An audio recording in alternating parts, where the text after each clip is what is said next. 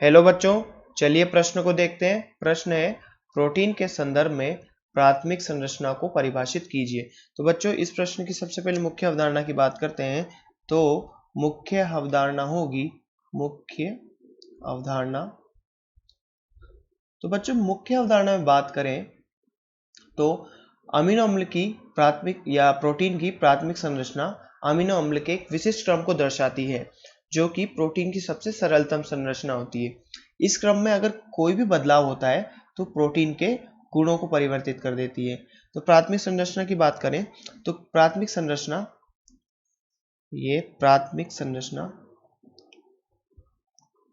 प्राथमिक संरचना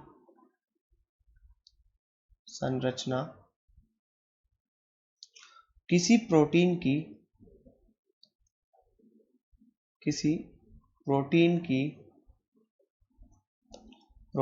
में अमीनो अम्लों की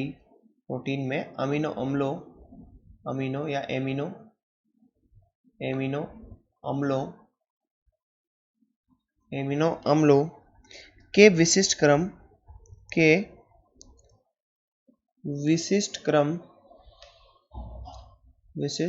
क्रम को दर्शाती है। क्रम से बनी होती है। क्रम से बनी संरचना पॉलीपेप्टाइड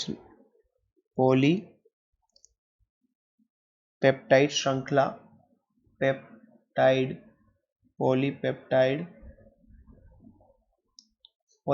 श्रृंखला उसकी प्राथमिक संरचना कहलाती है। उसकी प्राथमिक संरचना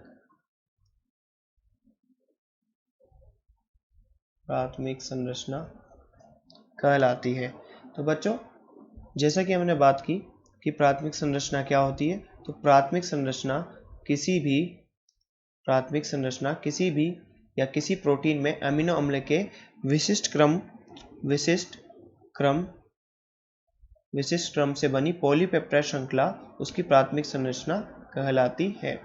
तो बच्चों, आगे बात करें तो अमीनो अम्ल के क्रम में ये सबसे सरलतम संरचना होती है। ये प्रोटीन की सरलतम संरचना होती है। प्रोटीन की सरलतम संरचना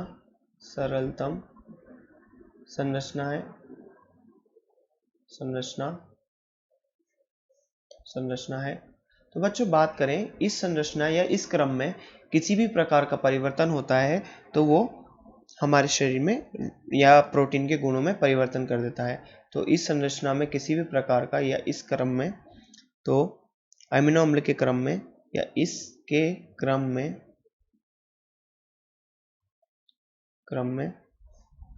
परिवर्तन प्रोटीन के गुणों को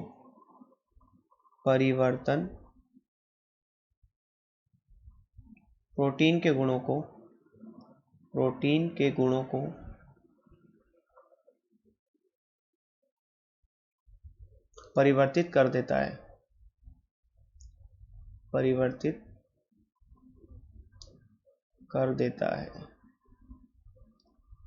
तो बच्चों, अगर हम इसके उदाहरण देखें तो सिकल सेल एनीमिया नामक बीमारी तक हो सकती है। एक अमीनो अम्ल हीमोग्लोबिन में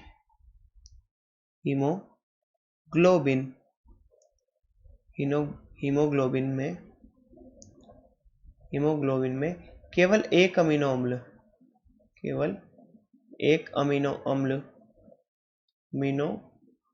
अम्ल जिसे हम क्या ग्लूटामिक अम्ल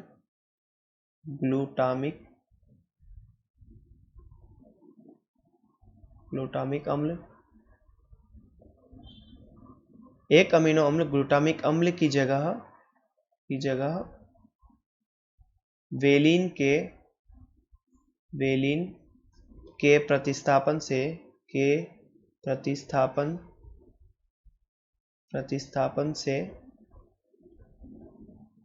पॉलीपेप्टाइड श्रृंखला में परिवर्तन होता है या अमीनो अम्ल की इकाई में परिवर्तन होता है।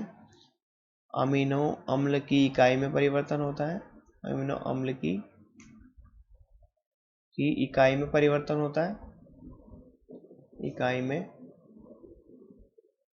होता है। तो बच्चों इस परिवर्तन से क्या होता है, परिवर्तन से sickle cell anaemia, sickle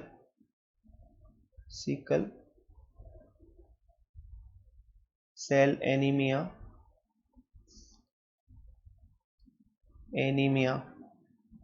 sickle cell anaemia नामक बीमारी हो जाती है, एनीमिया नामक बीमारी हो जाती है,